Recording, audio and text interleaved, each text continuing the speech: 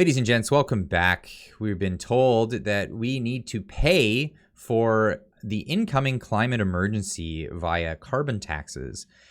Carbon taxes have been a pretty hefty levy on Canadian citizens across the country, and we have a climate emergency. We just had a hurricane hit the maritime provinces and eastern Quebec.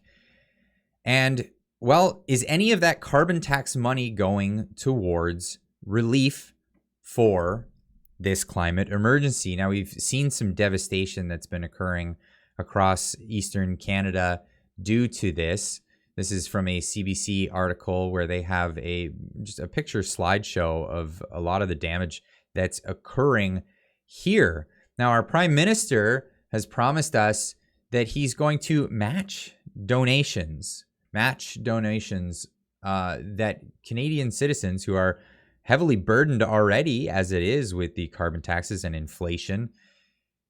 He'll match donations, not give money. Now, what prompted me to make this video here is this really good tweet that Derek, the fringe Derek, put out on Twitter saying, okay, I know the liberal narrative followers are going to try and roast me for this, but here it goes. Justin Trudeau, you claim that climate change is responsible for Fiona. You take carbon taxes and keep increasing them to combat your so-called climate change. Why don't you use that money to help the East? You said you would match what Canadians donate. Put your money where your mouth is. We pay these so-called carbon taxes. We shouldn't have to donate more when you will just take more. No issues sending millions to Ukrainians and other countries. Now, this comes after, these are his words just the day before yesterday. As we announced on Saturday, those who want to help can go to the Canadian Red Cross website to make a donation, and our government is going to match donations made over the next 30 days. Donate on the Canadian Red Cross website, and our government will match your donations over the next 30 days. I know Canadians are watching with consternation, either the images that they've seen or, like so many Canadians. Don't smirk while you're saying this. Please spare us. Spare us what you have to say. So many Canadians are hurting because of these carbon taxes. Earlier this year, the Bank of Canada has confirmed that the carbon tax helps to increase inflation. This from Dan Albus, member of Parliament. That's why the Conservative opposition today is fighting to stop Prime Minister Trudeau's planned carbon tax increases.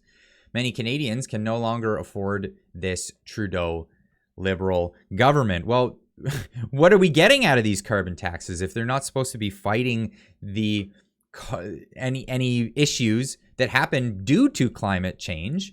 Well, what are we getting out of it? Editorial here from the Toronto Sun, carbon taxes will make us house poor. A new report by CD Howe Institute on the cost of retrofitting Canada's housing stock to make it carbon neutral is a timely manner that the financial impacts of carbon pricing aren't just felt in Canada's oil and gas and transportation sectors. Those are the two largest sectors of our economy impacted by Prime Minister Justin Trudeau's putting a price on greenhouse gas emissions. The oil and gas sector emitted 179 million tons of greenhouse gases in 2020 last year, for which the government data are available, while the transportation sector emitted 159 million tons.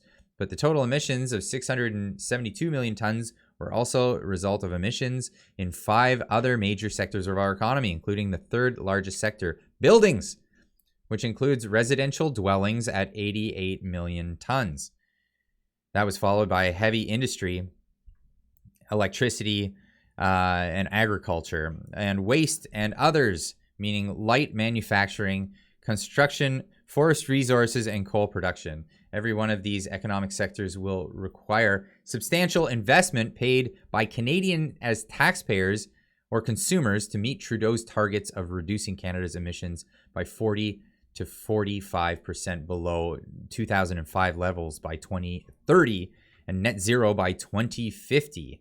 CD Howe report, Only Hot Air, the implications of replacing gas and oil in Canadian homes. Author Charles Deland and Alexander Vanderhoof estimate that the cost of making residential homes carbon neutral by 2050 would be up to $18,000 for a single detached home, with prices ranging from $12,000 to $17,000 for attached houses such as semis, townhomes, and condos, apartments. That's based on replacing greenhouse gas emitting natural gas and oil to heat air and often water, as well as homes with electric heat pumps.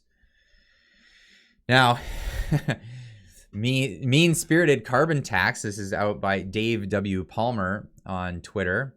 Less than 0.5% of global population, essential to heat our homes in very cold weather. Canada has over 318 billion trees that absorb more than the 1.6% of global emissions we produce. Zero reasons for carbon tax. This is a scam. One tree absorbs 48 pounds of CO2 per year. Canada has 318 billion trees. You can do the math. It doesn't take much to realize that we're actually already zero. We're net zero as a nation in this light. But this is Justin Trudeau, and I'm going to let these words sink in. Let them sink in. He doesn't want to pay for the relief with the carbon taxes.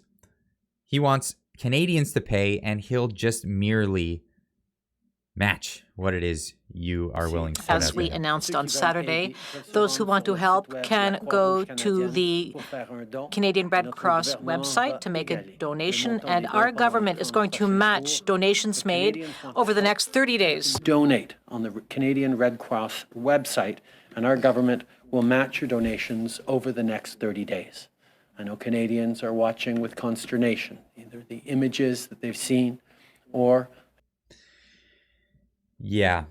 So, contributor to the channel, Joe Lyman, brought it up to me and said, why don't we go forward with this sort of implementation of charities around the world when Canadians want to donate to other countries, especially when we have issues of our own?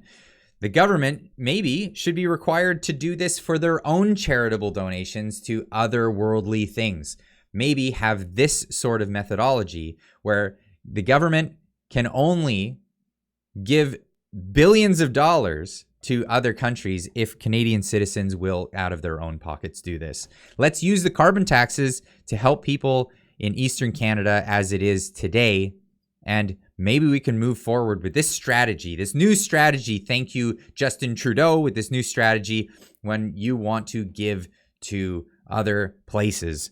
Perhaps you should first ask Canadians if they're willing to do it of their own fruition. Anyway, that's all I have for you on this one. We'll see you in the next one. Keep on trucking.